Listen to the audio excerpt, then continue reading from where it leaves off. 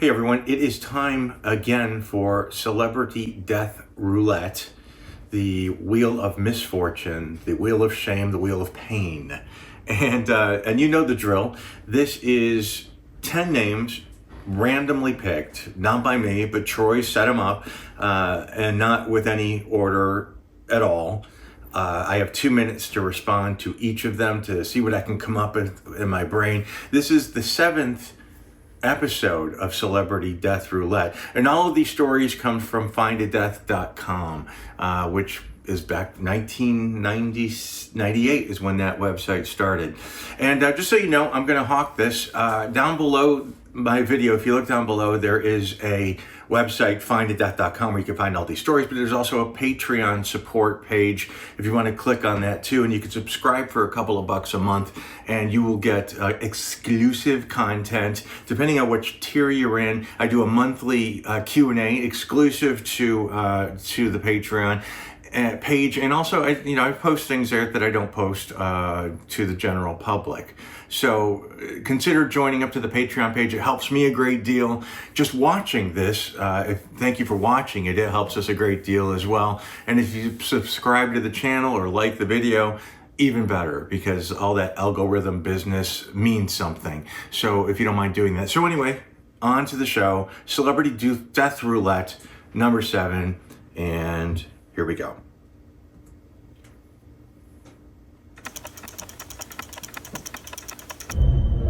Anissa Jones.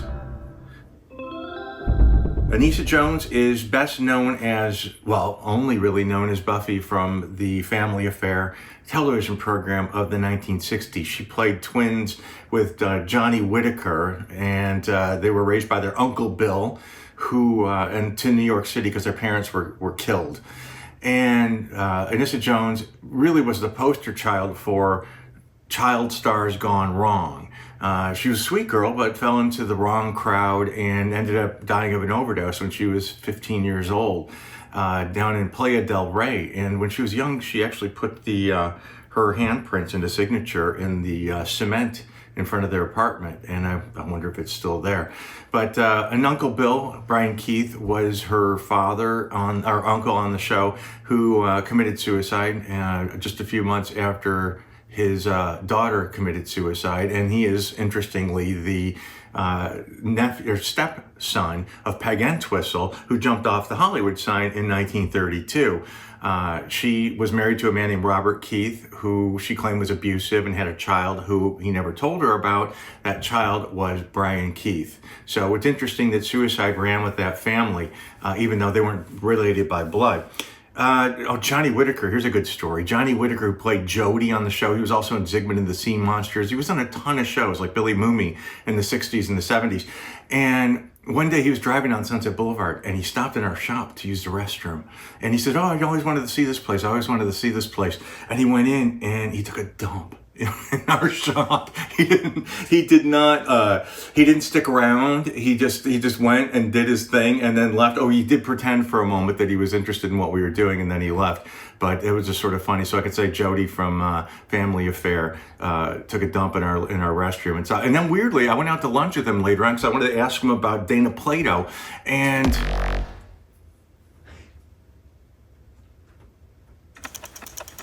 I gotta stop the stories. Diane Linkletter, another one of those sad stories. I did a video about Diane Linkletter on my YouTube channel if you want to search for that, but I also did the original research. It's on findadeath.com. Diane Linkletter is the daughter of television host Art Linkletter, and he was famous for doing a show called Kids Say the Darndest Things. And Diane Linkletter she wanted to be an actress herself. And she did record this record. It's a bizarre recording, saying call collect or something like that. If your kid hits the skids, and the father does this whole big spiel about, being the right Christian kind of person, and this daughter's falling off the tracks, and call collect. It's so sappy, and knowing what happened to Diane Linkletter, it's sort of ironic. But Diane Linkletter was one of those people that fell into the wrong crowd. And actually, she jumped from her, I think it was her 7th or 8th floor window of the Shoreham Towers. just above the old Tower Records in West Hollywood, and which is where Liza Minnelli lives right now. And so does Neil Sedaka. But anyway, she jumped.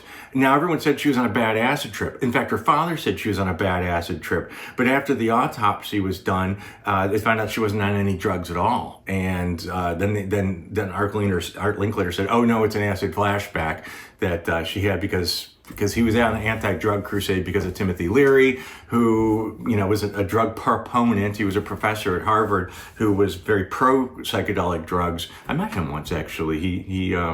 He did a show at a theater I was working in, Timothy Leary. But anyway, so Diane Linkletter, I guess her boyfriend, who was a suspect in another death, Carol Wayne, she used to show up on the Tonight Show. She'd, big blonde hair and big bubbly boobs, and anyway, so he, the same person who was with her, who drowned mysteriously in like 3 feet of water in Mexico, was Diane Linkletter's boyfriend, who was in the room with her when she... There's not much more else to go with that. I think you could tell where I was heading. Ed Wood. Isn't that funny? Lovely Ann Meyer, our fairy godmother, who is on Patreon, and just asked me about Ed Wood today for my question and answer video that I do for Patreon, so I'm going to record that in a little bit. Anyway, Ed Wood, famous for making bad movies and wearing women's clothes. Not that makes you gay, but he was straight. He just liked wearing women's clothes, especially, they say, pink Angora sweaters that he enjoyed wearing. But he was married to his wife Doris, who was actually in her grave probably 5 spaces below me at Hollywood Forever Cemetery. And is it Doris Wood? Oh, maybe it's the other one. Anyways, I know she's buried below me. But Ed Wood, most famous, Plan 9 from Outer Space. Tor Johnson was one of his actors, who was the big, bald wrestler guy. Vampira, who was in Plan 9 from Outer Space, who was Mila Nurmi, who was fabulous and friends with James Dean. And Conrad Brooks was another guy he played Kelton the cop. I met him actually when Ed Wood was showing the movie, but Johnny Depp was showing near where I was living. When it came out in '94 or '5, we were handing out Bela Lugosi's death certificate to everyone coming out as a advertisement for our company. But Bela Lugosi did his last performance in I think Plan 9 from Outer Space. In fact, they finished Plan 9 from Outer Space. Actually, he died before they finished it, and they used like a dentist to redo. It was like tall and skinny, and Bella wasn't. And the dentist, they showed the back of his head doing this the whole time as this Dracula. But Bela Lugosi died a happy man because he was working. He was a working actor. No one else cared about him. So Ed Wood saved Bela Lugosi from a life of obscurity by putting him in bad films. And Ed Wood, an alcoholic, ended up dying in his apartment on Laurel Canyon Boulevard, but in the San Fernando Valley. And he was military. I know that he's a veteran, and he was cremated and scattered at sea. And I love Ed Wood, but not his movies. Frances Farmer, oh boy, this is going to be tough. Frances Farmer was probably best known, I'm just going to, oh boy, I'm not good on her. I know that she is buried, she's buried in Ohio. In fact, I went to visit her grave with Jordan last year, I think it was.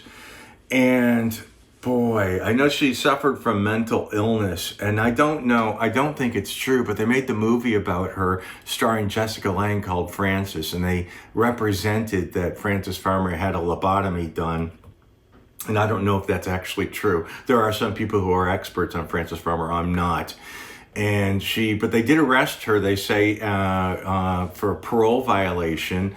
In the Knickerbocker Hotel. They say they knocked down the room of her door, wrapped her in a shower curtain. She was naked, and dragged her screaming through the lobby. I don't know if that's represented properly, because that is a bone of contention for a lot of people. She was, now there is an episode, if you get a chance, there was a show called This Is Your Life. In fact, that's the one Angie Dickinson was doing when she walked out, because they surprise you and go, "This is your life," and they bring everybody out from your past. And Angie was like, "No, I'm not doing this show," and she left with the cameras rolling. But they did one with Frances Farmer, and Frances Farmer had mental illness, and she was probably heavily medicated.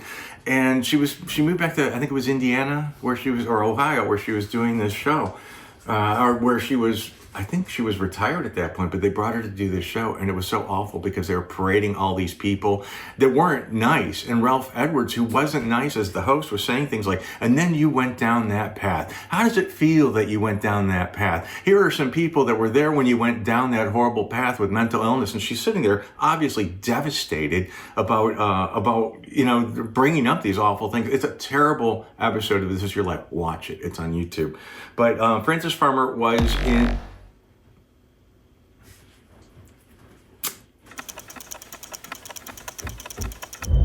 Marc Bolan. Marc Bolan, singer, 20th Century Fox, Bang a Gong, Get It On. And he was, T-Rex was the name of the band that he was the forefront of. I believe Rodney Bingenheimer, who I just mentioned in the Red Fox video that I released, had brought T-Rex to Los Angeles. Rodney was a DJ and brought a lot of British bands. A lot of people got airplay in America because of Rodney Bingenheimer. But T-Rex really never made that big of a splash in America. But he was, I think David Bowie said Marc Bolan was an inspiration to him, because Marc Bolan was doing that sort of glam rock thing before Bowie was, where he's wearing, makeup and really sparkly clothes and, not drag at all, but very, sort of, even Tim Curry, I think it's a sort of nod to that as well, or vice versa when in Rocky Horror, just sort of pseudo androgynous at that point. But Marc Bolan was going out with a woman named Gloria Jones, who originally recorded Tainted Love long before Soft Cell. If you listen to that song, Gloria Jones' Tainted Love, it's a very Motown feel to it. It's really good. And he was driving with Gloria Jones in a Mini Cooper, the real kind of Mini Cooper, not the little tiny ones, the real Mini Cooper. And they were driving in Queens Way in Barnes, near Putney, in South London or Southwest London. And she was behind the wheel, and the little Mini, and they hit a bump, or they got to a bridge, and the car literally launched into a tree and killed Marc Bolan. She lived. And he had a son, his name is Roland Bolan, who dedicated a grave marker to, or a memorial marker to Marc Bolan in that location. Oh, and here's the thing, we were there, and the tree's gone now, but we were digging up pieces of it. It was infested, and we brought... it's a terrible story. I think it's in my Find a Death. I think I may have mentioned it in findadeath.com. It's so bad. Now this is about Shelley Winters, who... Jordan is actually the person I wish he was. Jordan was so close to Shelley Winters, Jordan the Lion, if you follow his YouTube channel. Shelley Winters, she was, oh God, if you ever see the movie Night of the Hunter, that was a movie that Charles Lawton directed, and it's the most bizarre movie. It's so good. And Shelley Winters plays this really nice lady who falls into this bad preacher and fell in love with him, and terrible things happen to Shelley Winters, and it's haunting. The whole movie is very haunting. Shelley Winters she was killed in several movies, including The Poseidon Adventure, which she claims she had to gain weight for. I know that she probably was bipolar on some level. I know Debbie Reynolds always said that they did a movie together that Debbie produced, and Debbie said, that Shelley made her crazy because she was insane. And not insane, but she was when she made a movie, she was method. She was method. So you just want to be around her because she was so manic when she was doing stuff. And one time they made her audition for a movie. I think they say she showed up at the Roosevelt Hotel and she was insulted that she had to audition. So when they called her in, they she basically pulls out a paper bag and pulls her Oscar out of it and sets it down and said, "There's my audition." And she used to hang out at the Silver Spoon too, which is this cool restaurant I used to drink in because they had a bar, the Spoon. A lot of people hung out at the Silver Spoon. I saw so many people there. Robert Forster was a regular there. I saw Lily Tomlin there, Dolph Lundgren. I saw so many people, and Shelley was there every day and had her lunch there. And when she died, I went to her memorial service at the Spoon, which was held on the patio, and Sally Kirkland, the mooch, was there, and Mr. Blackwell was there wearing a members only jacket. And they eulogized Shelley, and I believe that her daughter, who people who know Shelley or knew Shelley as friends, did not like the daughter very much at all. Of Shelley. Mickey Rooney. Okay. Mickey Rooney, he was, the Andy Rooney movies. He was I just put that, Andy Hardy. I was thinking Andy Rooney. Andy Hardy movies with Judy Garland. Let's put on a show in the barn kind of a thing.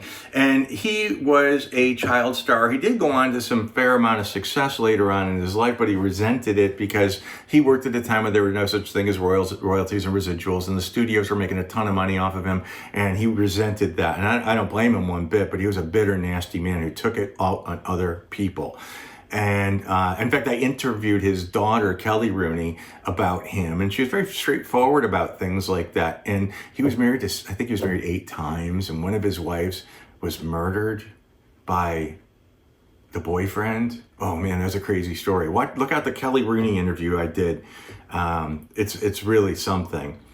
And I know he's buried at Hollywood Cemetery. In fact, one of his family members reached out to me because it got really ugly at the end. He was married to this woman named Jan, who was always putting her face in front of him. Like she was like a singer and she wanted to be famous. And then she had these scuzzy kids, and they were all fighting over Mickey Rooney's money. And that's really why Kelly Rooney wanted to do the interview with me. And then somebody in the family, I guess one of the kids was going to sell the picture of Mickey Rooney in his casket to one of the tabloids. So they gave it to me and said, put this out there because we don't want them to have that money. So it's on website, findithat.com, a picture of Mickey Rooney in his casket, because his family, one of his real family members, not the married family members, were pissed off that he was being taken advantage in that way. But he was being taken advantage by a lot of people, and he was a bitter man. And not a lot of people have nice things to say about Mickey Rooney towards the end of his life. He married Ava Gardner, though. Can you imagine? That is something else. Frank Sinatra to Mickey Rooney. But he's buried at Hollywood Forever. Really beautiful.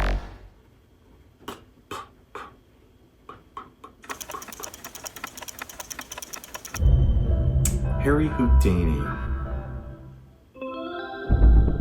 Well, Harry Houdini, the master of illusion, he was also the debunker of psychics. It was it was important to him to disprove people who claimed they could communicate with the dead.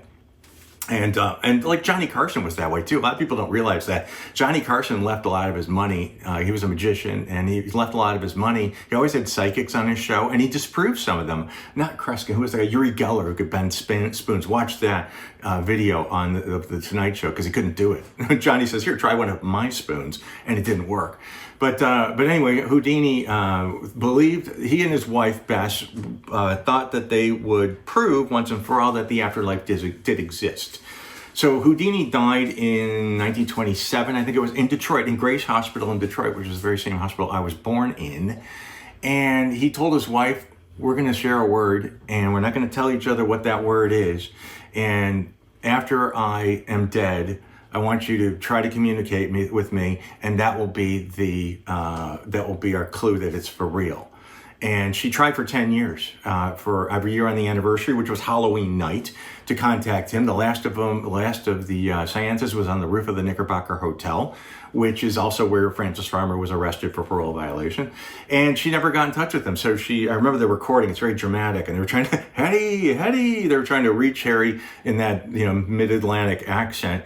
And she said, it is done. We realized there is no way to communicate with the dead. And that word that they agreed on was believe. And then I think later on, she said she could or something like that. She had some business interest. There's a place in Laurel Canyon they claim is the Houdini house. That now it's this big event space and you could rent it. It costs a fortune. But Houdini never lived in Laurel Canyon. He may have stayed there once, but he never lived in Laurel Canyon. But everyone says, I was born in that hospital. Oh, Dottie. Dottie West. I was really mean about Dottie West when I wrote her write-up on finditdeath.com. Mainly because when I was in Nashville, I wanted to see where she was killed.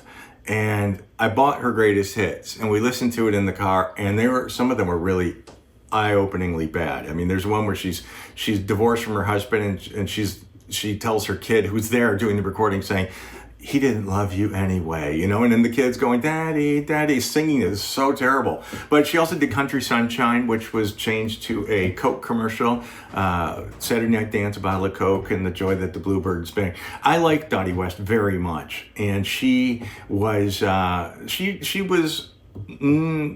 didn't do well towards the end of her life, and I guess the IRS came and got everything.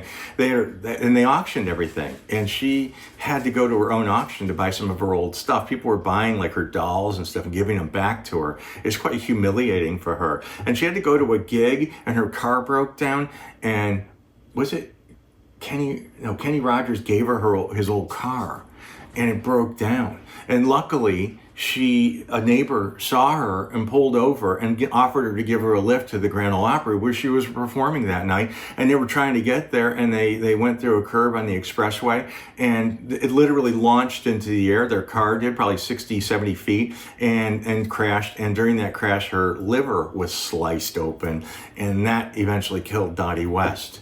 And I did write a write-up about that, and a couple of people claimed they would kill me because I was so nasty about her. But it was mostly I was making fun of her because I was like, poor Dottie, because all her songs were just all these awful things were happening to Dottie West. But I like her very much, and if you get a chance, check out Dottie's greatest hits. And Country Sunshine is a classic country song that Coke kind of took, and hopefully she made a fortune from it. And good old Dottie. Poor Dottie. Oh gosh, this is bad. This is really bad. Lance Loud. Wow. Well, Lance Loud, The American Family, An American Family, was the first reality, is that right? Is it reality is the word? I'm having a problem. Reality show, right? And that was like fly on the wall stuff. This is in the 70s where they were following the camera like real cameras with film. It was for PBS, and this family called the Loud family were being documented. And Lance Loud came out. He was the first person to actually acknowledge that he was gay on television. I think it was quite a thing at the time. And he ended up being a punk rocker and had a band that played around town. My friend Dawn Worth, a photographer, punk rock photographer in LA, took tons of pictures. She knew Lance Loud too, and Lance Loud ended up, boy, I'm gonna say possibly AIDS is how he died, I think. And but you know, there were no Osbournes back then. There was no Paris Hilton. There was no Anna Nicole Smith. This was like the real deal. And the Loud family ended up, Mr. and Mrs. Loud got divorced. And Pat Loud, the mother, lived about a block away from me. She was friends with my friend Donna. And I saw her once when I was walking my dog around. There's like Pat Loud, she's over there. I always wanted to meet her, but I didn't want to bother her. But and then remember Saturday Night Live did that skit about the Loud family, and that's what it meant, because the Loud family on Saturday Night Live, they were like screaming at each other, "How are you today?" But it was ha ha ha. It was a Loud family. But anyway, he went into, I think he even went into rehab for drug use at one point in time. But I think there's a documentary coming out about him. He was an influential person in that, you know, gay people didn't come out on TV. And that was pretty brave for a kid, 19, 18, 20, however old he was at that time, at a time where, you know, things were a lot worse for people. It was very, very brave of them to air that, but, you know, that's real life. So, Lance Loud. Whew. Oh, that's it. Done. Well, that wasn't bad. Sometimes I'm totally stumped. Lance Loud was a little bit stretchy. But no, I'm happy with that, though. I thought that was kind of fun. So I appreciate you guys watching this. I'm glad that you get a kick out of it. They're fun to do, and Troy loves putting them together. And so, yeah, check out the website, findingdeath.com, and check out my Patreon page below if you want to support this. And otherwise, just like it and subscribe to it, because it's important. All that shit's important. People say it all the time, but it's true. It is important. So thank you guys very much for your time, for your attention. And until next time, you heard me.